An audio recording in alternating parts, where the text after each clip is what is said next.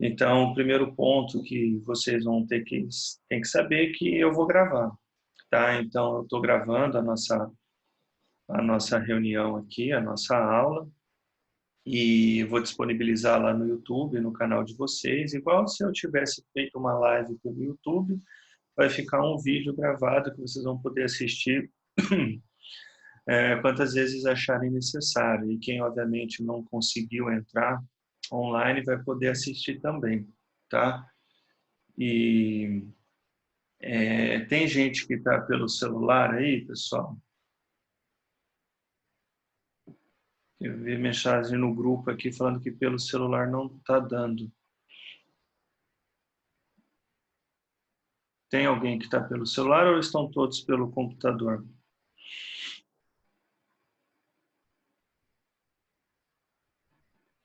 Então, ó, responda ali, por favor, quem está pelo celular, a Caroline disse no grupo que não conseguiu acessar pelo celular, então só explica para ela que é possível sim, tá? E vai dar tudo certo. Tá? Nós já estamos em 16. Tudo bem, pessoal? Entenderam o que eu falei em relação a ficar gravado? Então, não se precisa se preocupar em relação a ser prejudicado, esse tipo de coisa. Na verdade, muito pelo contrário, a ideia da reunião por aqui é justamente tornar a aula melhor, né? E não prejudicar de alguma maneira, tá? Na semana passada, a gente conversou um pouco sobre analgesia, controle de dor em odontologia, né? Então, se todos vocês se recordam, eu não montei um slide, nada, eu só falei um período curto de 20 minutos sobre o controle de dor, né? Então, de algumas maneiras que a gente tem, né, enfim, que utiliza na odontologia para gerar o controle de dor no nosso paciente. Então, que tipo de medicamentos que a gente prescreve e por que funciona esse controle de dor, esse tipo de situação, tá? E aí, eu falei para vocês sobre a diferença um pouco entre analgésicos, né, de ação periférica e analgésicos de ação central, né, onde a gente conversou. Ninguém está conseguindo acessar? Só um minuto, pessoal.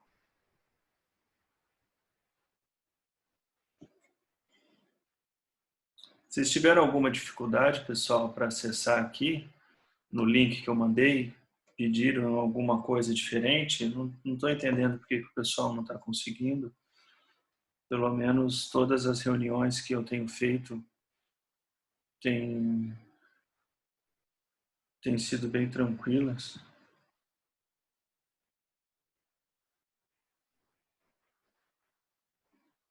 Entendi.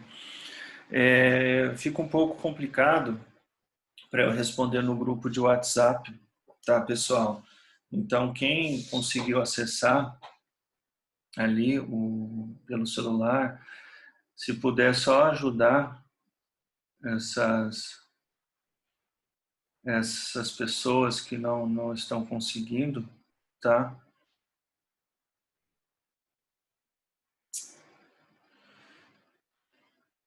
Acho que talvez seja melhor eu migrar para o YouTube, vai ser mais fácil, tá?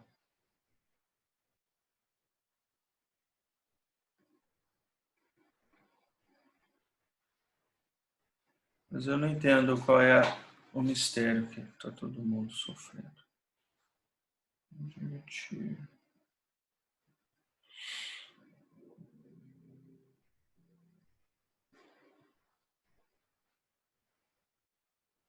Muito bem.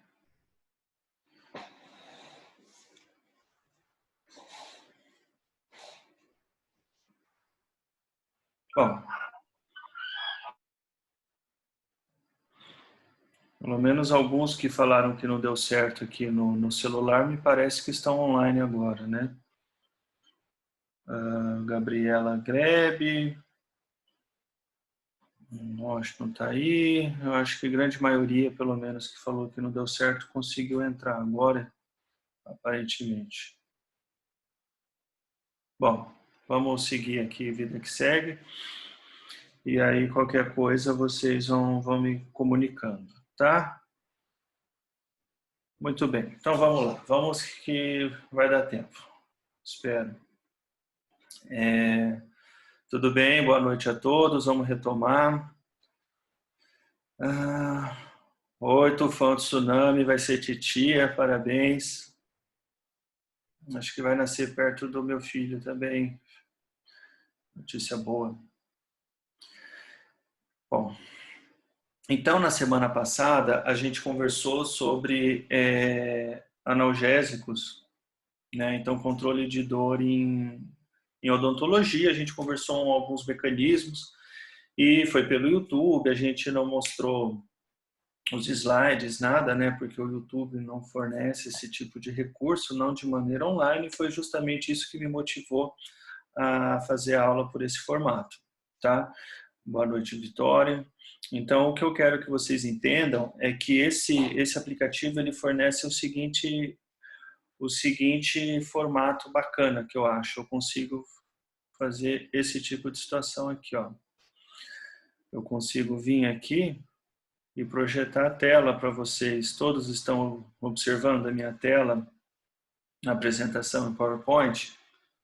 Conseguem ver e me ouvir?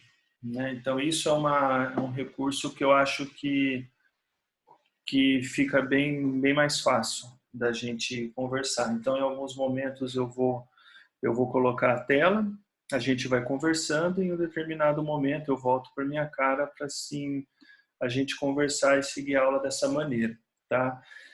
A princípio, né, era estipulado uma reunião de 20 minutos e a gente passar uma atividade, aquela coisa toda, mas eu vou optar por ficar o período todo com vocês aqui, tá bom? Então, se tiver tudo bem para vocês, eu vou ficar o tempo todo com vocês. Eu acho que vai dar 1 hora e pouco, tá? Então, se tiver tudo bem, eu vou seguindo assim, tá? E aí eu não vou passar atividade, mas pelo menos eu acho que eu vou conseguir abordar o conteúdo de maneira melhor. Só um comentário importante, pessoal. Esse aplicativo que eu estou com vocês hoje, ele permite reuniões de 40 minutos, tá? Então, nós não temos um tempo ilimitado, né? Nós temos tempo limite de 40 minutos. Por essa razão que eu vou fazer 2 reuniões, tá? Então, é justamente por isso que eu vou fazer uma reunião agora. Quando der os 40 minutos, a gente abre aquele outro link, tá? Então, vocês vão acessar da mesma maneira com outro link, combinado? E aí, qualquer dúvida, qualquer coisa, vocês me perguntem, tá? O Meet, ele é muito bom, mas é que para gravar, eu acho mais fácil o Zoom. Ele fica mais leve depois para postar no YouTube, tá? Mas o formato é basicamente o mesmo, tá? Muito bem. Então, vamos lá, pessoal.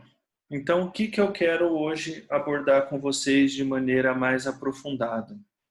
Na semana passada, como eu falei, a gente conversou de maneira geral, né, sobre os analgésicos, né? Vocês pediram para eu revisar alguns pontos sobre analgesia, odontologia, esse tipo de coisa. E hoje eu montei uma aula onde nós vamos conversar somente sobre analgésicos opioides, tá? Analgésicos esses, portanto, aqueles que a gente denomina analgésicos de ação central, né? Então, diferente do analgésico que a gente tem de ação periférica, né?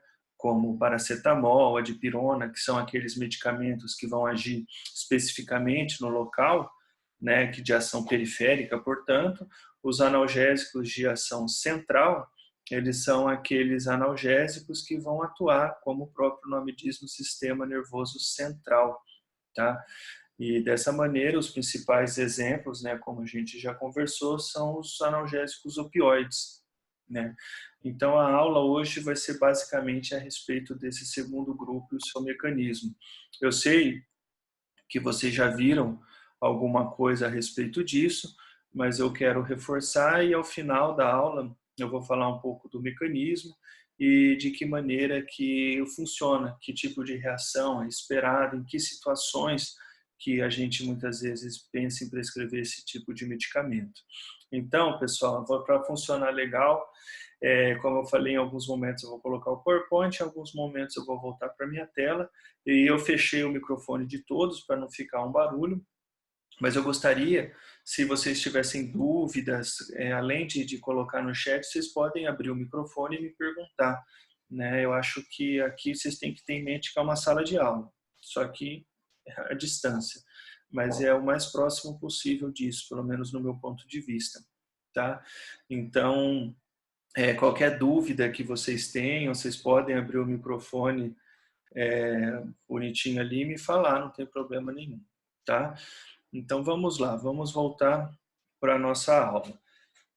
Então, a aula, o objetivo, como eu falei, controle de dor em odontologia. Então, a gente já conversou que durante procedimentos odontológicos, uma frequência muito grande, a gente vai precisar lançar mão de medicamentos para controlar a dor, né, do nosso paciente. Então, de alguma maneira, a gente vai precisar fazer com que essa sensibilidade dolorosa do nosso paciente seja diminuída e ele tenha, portanto, uma reação mais favorável, seja para uma cirurgia, seja para um tratamento de canal, uma raspagem, seja lá o que você fizer em odontologia, né?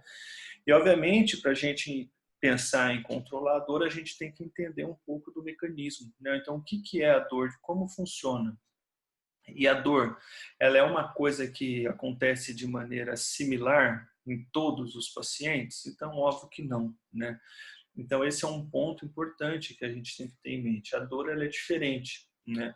Alguns pacientes podem responder de determinada forma, outros pacientes podem responder de outras, né? Então, é muito comum, isso vocês vão ver na prática clínica de vocês, quando vocês começarem a realizar procedimentos, vocês vão ver que frequentemente vocês vão se deparar com situações onde às vezes você faz um procedimento que você julga muito simples, né? E você pensa assim, nossa, esse paciente vai ser um pós-operatório muito favorável, ele não vai ter desconforto, não vai inchar, esse tipo de coisa. E aí o paciente às vezes liga e fala que está doendo, que está incomodando, que o medicamento não foi capaz de suprir esse desconforto, né? E em alguns outros casos acontece o inverso, né? Então é comum também acontecer o inverso. Às vezes você faz uma cirurgia muito invasiva, né? Uma cirurgia que exige um retalho grande, um procedimento que, na grande maioria das vezes, o paciente responde de uma maneira um pouco dolorosa, o paciente liga e fala que nem tomou medicamento, que não sentiu desconforto algum e não tomou nem dipirona, né? Então, por que que isso ocorre, né? E de que maneira eu devo pensar quando eu faço a receita para o meu paciente? Então, será que eu devo sempre pensar em um analgésico mais forte, né? Ou talvez eu deva sempre fazer uma escala. Então, esses tipos de ponto que nós vamos conversar hoje, tá? Então, a primeira coisa, o que é a dor, né? Então, a gente já conversou que a dor é um sinal de alerta, né? Então, que vai ajudar basicamente a proteger o corpo de danos nocivos, né? Então, de alguma maneira, a dor é um sinal de alerta no nosso corpo, no nosso organismo, né? Então, ele atua, de certa forma, como um reflexo protetor. Então, a finalidade é afastar justamente esses estímulos potencialmente nocivos. E como vocês bem sabem, a dor é essencial à sobrevivência, né? Então, se a gente não sentisse dor, isso seria um problema muito sério, né? Então, imaginem que você não sente dor, não sente desconforto, o tipo de efeitos que isso poderia trazer para vocês, né? Imagine um processo inflamatório, qualquer tipo de infecção ou esse tipo de situação não seria percebida, não seria diagnosticada, né? Isso dificultaria muito. Então, a dor, apesar de ser uma coisa que, obviamente, não é muito gostosa, ela é essencial à nossa sobrevivência, tá? Então, isso é o primeiro ponto importante, tá? Além disso, é importante vocês compreenderem que nem toda dor é a mesma, né? Então, como eu falei para vocês, a dor de uma determinada pessoa, ela é diferente de outra, né? Então, talvez o que dói muito para uma pessoa não dói muito para outra, né? A gente costuma, vocês devem escutar com frequência, é relativamente comum, né? A gente escutar que a mulher ela suporta a dor muito melhor do que o homem, né? Então até o pessoal brinca que um homem com dor de cabeça é igual uma mulher dando à luz, né, no parto. E então assim, isso obviamente é um exagero, né? Obviamente o homem sofre muito mais, mas a questão é que cada pessoa responde de uma maneira diferente.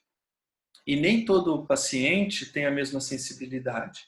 Às vezes, o que é necessário para causar um desconforto em um paciente precisa um ponto muito acima para causar desconforto em outra, né? Isso é o que a gente chama de limiar de dor, né?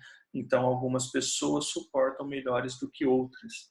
E nem todo paciente tem a mesma liberação de opioides, né? Então, é interessante vocês entenderem tudo isso, porque vocês vão ver que ao final da aula a gente vai chegar à conclusão que não tem uma receita de bolo, né? Isso por quê? Porque é tudo muito individualizado, né? Então, nem todos os pacientes têm o mesmo efeito adverso, nem todos os pacientes respondem da mesma maneira, tá? Então, novamente, a dor é uma sensação desagradável que vai indicar basicamente uma lesão real ou uma possibilidade de lesão no corpo, tá? Então, guardem isso, pessoal. A dor é ruim, mas ao final das contas ela é uma coisa importante, tá? E quando a gente pensa no controle da dor em odontologia, e no controle de que maneira eu vou controlar a dor do meu paciente, né? Eu tenho basicamente 4 maneiras básicas, né? Pessoal, quem que fica riscando a tela assim? Não sou eu que estou riscando, são vocês? Será que ficam riscando a tela? No PowerPoint aparece para mim os riscos aqui. Vocês estão acompanhando bem, pessoal? Vocês estão me escutando bem? Estão acompanhando bem? Alguém quer falar alguma coisa aí?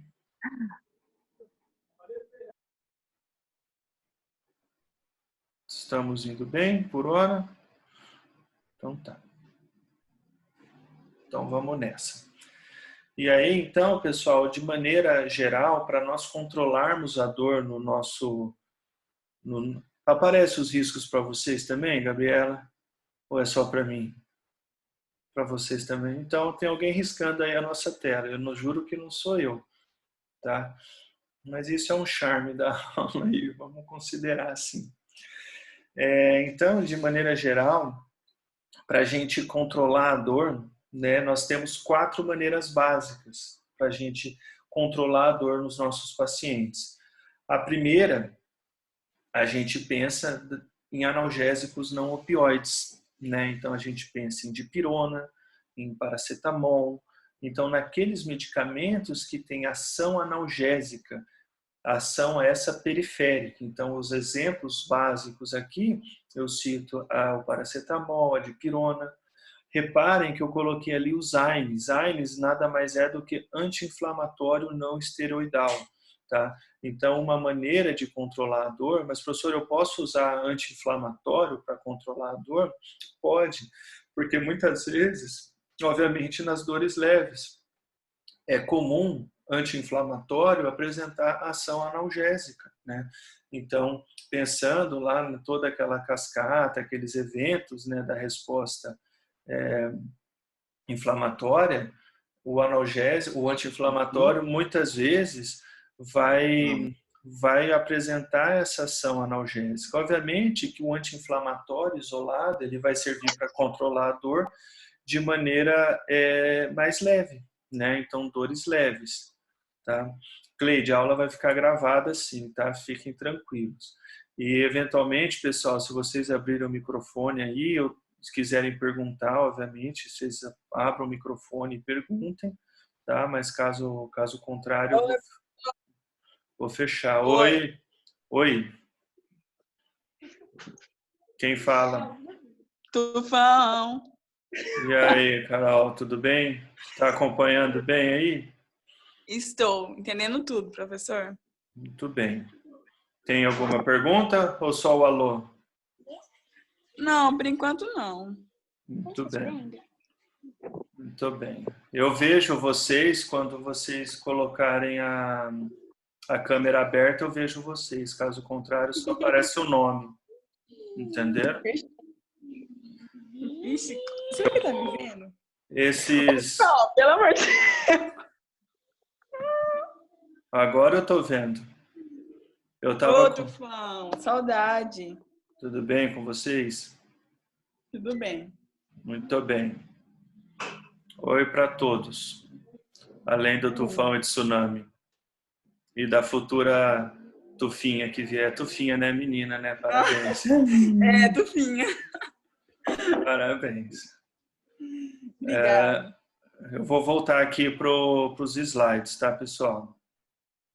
Qualquer dúvida, vocês perguntem, tá? Deixa eu voltar aqui.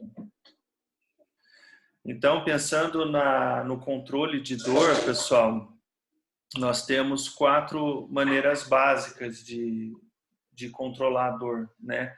Desde analgésicos fracos, né? Analgésicos de ação periférica, até... Pessoal, quem está com o microfone aberto aí, eu fechei todos aqui, acho que agora fechou.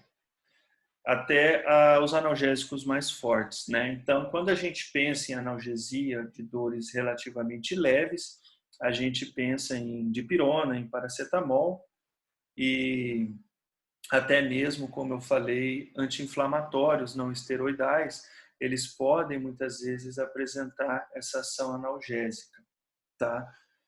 E então esse é o primeiro degrau, né? Uma outra maneira é a gente lançar mão de anti-inflamatórios esteroidais. Então, aqueles anti-inflamatórios mais potentes, os famosos corticoides, né? Que também vão apresentar ação anti-inflamatória. Aí nós temos ainda aquele grupo ali em cima que são os analgésicos opioides, né? Então, que são aqueles medicamentos que eles visam o controle da dor, mas eles têm ação central, né? São analgésicos potentes. E ainda uma outra maneira da gente controlar a dor, obviamente, é através de anestesia, né? Fazer o controle dessa dor através de solução anestésica. Obviamente, o controle da dor através de anestésicos é feito em clínica, né, para procedimentos e não envolve, obviamente, você falar para o seu paciente se anestesiar a cada 8 horas, por exemplo, né, não faz sentido nenhum. Então, de maneira geral, para nós aqui, nós vamos pensar em prescrever para o nosso paciente esses 3 que vocês estão vendo do lado direito, ou analgésicos opioides, ou analgésicos não opioides, ou anti-inflamatórios esteroidais, né?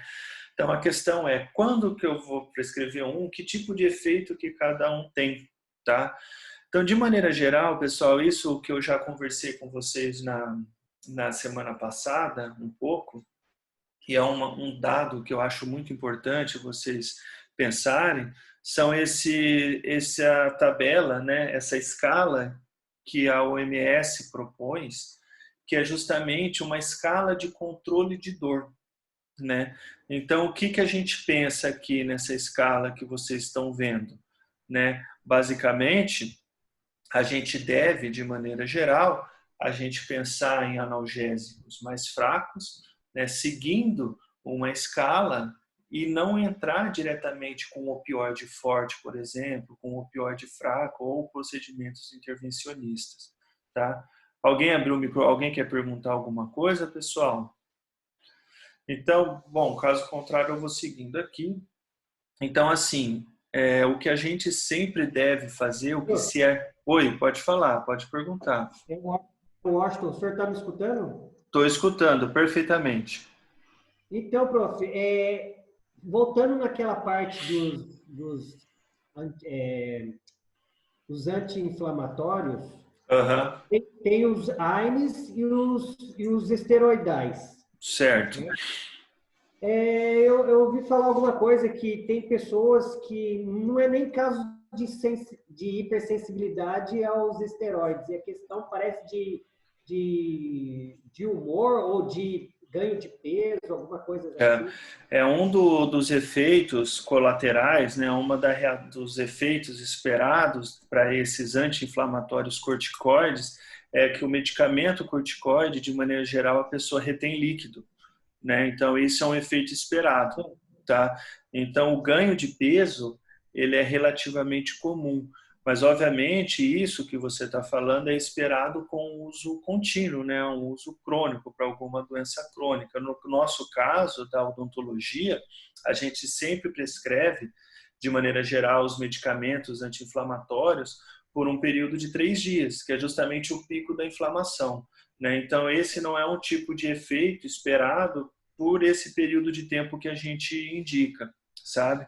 Mas para medicamentos, para algum tratamento de alguma situação crônica, né, onde o paciente faz uso contínuo de corticoides, é esperado realmente um ganho de peso por conta dessa retenção de líquido, tá? Entendi. Obrigado. Imagina. E aí, seguindo, então, pessoal, de maneira geral, na odontologia, o que a gente faz é sempre seguir essa cascata, né? Então, é o que a gente sempre, uma coisa que eu acho que eu já falei com vocês durante a aula, que eu sempre brinco, uma coisa que um professor meu falava, não adianta você querer matar uma formiga com uma bala de bazuca, né? Então, por exemplo, se você fez um procedimento relativamente simples, não tem cabimento algum você pensar em prescrever um corticóide, um opioide, né? Prescrever ali um derivado de morfina, por exemplo, um medicamento muito forte, né? Então, isso deve ser respeitado. Então, lembrem sempre, tentem sempre seguir uma evolução, tá? Então, normalmente, o que eu faço na clínica, eu sempre tento seguir essa sequência. Então, eu entro com um anti-inflamatório associado a um analgésico não esteroidal, então uma dipirona, um paracetamol, né? E normalmente resolve. Na grande maioria das vezes, vai resolver de maneira satisfatória, tá? Agora, muitas vezes a gente pensa em associar o paciente, não está resolvendo, eu estou com dor, então aí a gente pensa em um opioide fraco, né? Não resolveu, aí sim pensar em um opioide mais forte. Então, procedimento intervencionista, Gabriela, nada mais é do que qualquer procedimento que necessita de uma intervenção. Então, uma intervenção cirúrgica, por exemplo, e esse tipo de coisa são procedimentos intervencionistas, tá? Então, é um tratamento periodontal, então são procedimentos que necessitam alguma intervenção. Agora, aqui, quando você vê nesse último quadro, né, de controle de dor, procedimentos intervencionistas, é quando normalmente a gente precisa reintervir, né? Então, imagina, por exemplo, que você fez uma extração e está doendo muito, você já entrou com opioide forte, então alguma coisa na região da cirurgia não está respondendo de maneira satisfatória, né? Então, nesse caso, a gente precisa, obviamente, reintervir. Então, abrir, tentar irrigar e ver de que maneira que está acontecendo, porque essa dor, tá? Então, seria basicamente isso, tá, Gabriela? Não sei se ficou claro. É quando precisa de alguma intervenção. Então, aí não basta somente o medicamento, tá? Então, o que seria analgésicos opioides, né? Então, o que é essa palavra estranha, opioide? Né? Então, quando a gente fala em um analgésico opioide, nada mais é do que qualquer substância que tem uma ação semelhante ao ópio, né? O ópio, pessoal, é uma substância que é derivada da papoula, que é essa planta que vocês estão vendo aqui, tá? Então, retirada dessa planta uma determinada substância, faz uma mistura, né, com essa planta papoula e obtém-se esse ópio. E esse ópio é uma substância extremamente forte e que muito antigamente observava-se que gerava alguns tipos de efeito, né? Então gerava analgesia, gerava uma sensação de flutuação. Então, quando a gente fala em analgésicos, opioides, a gente pensa basicamente em substâncias que têm ação semelhante ao ópio, a ação dessa plantinha aí, né? Como o Washington falou, ali na Colômbia eles mastigam, né? Então é uma coisa que realmente gera uma dependência, né? Uma sensação, é como se realmente tivesse sob o efeito, né, de medicamentos, e por isso que gera muita dependência. Por isso que a gente tem que tomar muito cuidado quando prescreve. Tá? Então, quando a gente pensa em analgésicos, opioides, nós temos basicamente 3 grandes grupos, né? Nós temos aqueles naturais, né? Nós temos os semissintéticos e os analgésicos opioides sintéticos, tá? Então, os principais grupos, né, que a gente vai trabalhar são os naturais, que é basicamente a morfina e a codeína, né? Entretanto, nós temos ainda aquele grupo que são os semissintéticos, né, que os principais exemplos é a hidromorfona e a hidrocodona, e os sintéticos, que o principal exemplo é a metadona, tá? Papaverina parece nome de funerário, parece mesmo, mas não é não. E essas plantas, derivadas das plantas, aí elas têm uns nomes normalmente para homenagear muita gente, né? Então recebem uns nomes estranhos.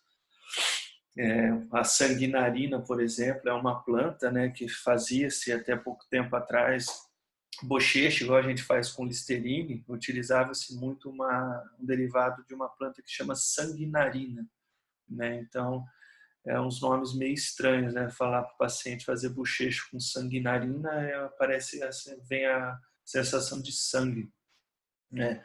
Mas enfim, hoje sabe-se que a sanguinarina tinha efeitos adversos importantes e por isso não é mais utilizado, tá?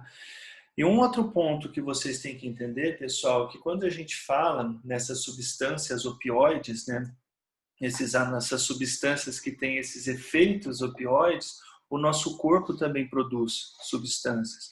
É o que a gente chama de opioides endógenos, né? Então, são aquelas substâncias que o nosso organismo produz que têm estrutura semelhante ao ópio, né? Então, são aquelas substâncias que a gente produz que normalmente causam essas sensações pelo menos parecida do ópio, tá? Então é interessante, vou voltar aqui para minha cara, que vocês entenderem que o nosso organismo ele produz também, tá? Então, apesar de nós termos alguns mecanismos, né, de obter essas substâncias, o nosso próprio organismo produz também, né? E ele produz isso em vários momentos, né? Então, até o pessoal brincar, quando come chocolate, libera endorfina, quando você faz exercício, por isso que após alguns tipos de atividade, a gente sente esse prazer, né? A gente sente essa sensação de estar saciado, tá? Isso é atribuído justamente à liberação desses tipos de substância. Pessoal, eu vou encerrar aqui porque já está dando o tempo. Eu peço agora para que vocês entrem no segundo link, tá bom? E aí, Nayara, eu já vou responder a sua pergunta também, tudo bem? Vamos ver no lugar certo, tá? Então, encerro aqui e já estou começando logo na sequência a outra, tá bom?